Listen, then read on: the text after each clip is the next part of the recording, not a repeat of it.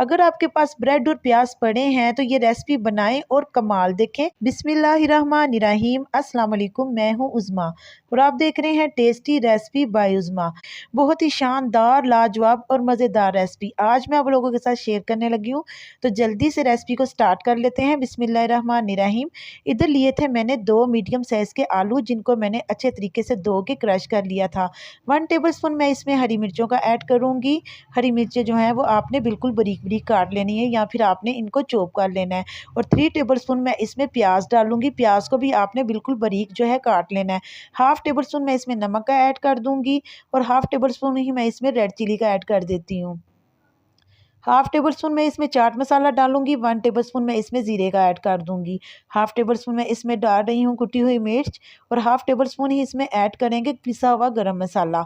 1 table spoon मैं इसमें धनिया डाल दूंगी, जो साबुत धनिया होता है वो।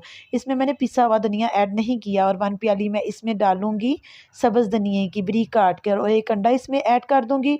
इसमें मैं डालूंगी 1 कप बेसन और बेसन को मैंने अच्छे तरीके से छान लिया था। और अब हम तमाम चीज़ों को अच्छे तरीके से मिक्स कर लेते हैं। तो मुझे इधर थोड़ा सा थिक लग रहा है तो मैं इसमें थोड़ा सा पानी ऐड करूँगी। तो आपने बस थोड़ा सा पानी ऐड करना है, ज़्यादा पानी ऐड नहीं करना, क्योंकि हमने ये जो मिक्सचर तैयार करना है ये हमने लूज़ नहीं बनाना। बस थोड़ा सा पानी इसमें ऐड करेंगे।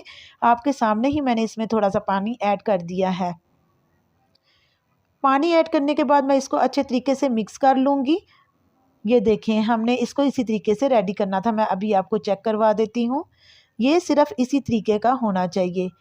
अच्छे तरीके से ये मिक्सचर जो है ये बन के रेडी हो गया है। अब हम इसको साइड पे करेंगे और इधर ब्रेड का पीसेस ले लेंगे। ब्रेड पीस लेके हम इस पे ये मिक्सचर ऐड कर देंगे। एक स्पून की मदद से आपने अच्छे तरीके से पूरे ब्रेड के पीस पे इसको लगा के और हल्का हल्का इसको चम्मच के साथ आपने दबा देना है, ताकि ये अच्छे तरीके से सेट हो जाए। आपने जितने भी पीस बनाने हो आप बना सकते हैं। मैं इधर 3 अदद पीस बना रही हूँ ब्रेड के।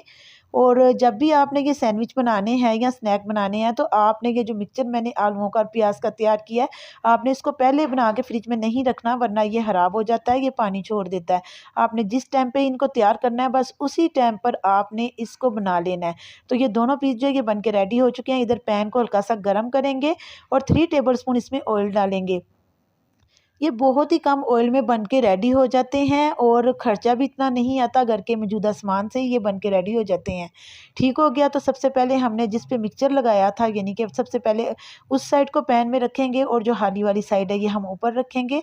अब हम इसकी साइड को चेंज करेंगे ताकि ये पीछे से भी अच्छे तरीके से रेडी हो जाएगी। यकीन करें आप इसको रमज़ान में भी बना सकते हैं।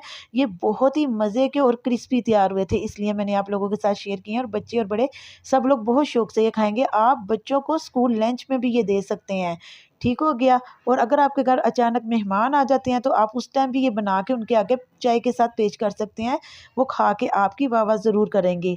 तो इसी तरह हम दूसरा पीस भी रेडी कर लेते हैं जब तक कि ये पक रहा है। और इसके अलावा मैं ऑर्गेनिक शहद भी सेल कर रही हूँ। अगर आप चाहें तो आप शहद भी मेरे से बाय कर सकते हैं।